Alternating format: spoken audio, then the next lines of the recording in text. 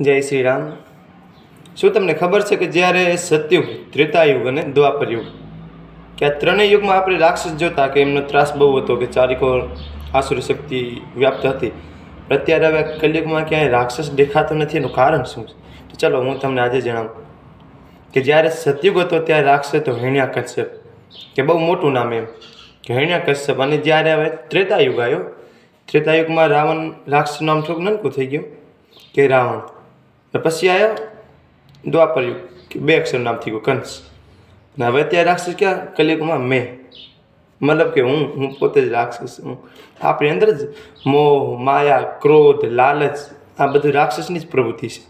કે ત્યારે રાક્ષસ આપણને નજરે દેખાતા, પણ આજે આપણે હૃદયમાં રાક્ષસ. એના આપણે ભગાવટ કઈ રીતે ભાગશે? આસુરી શક્તિને ભગાવટ કઈ રીતે ભાગશે?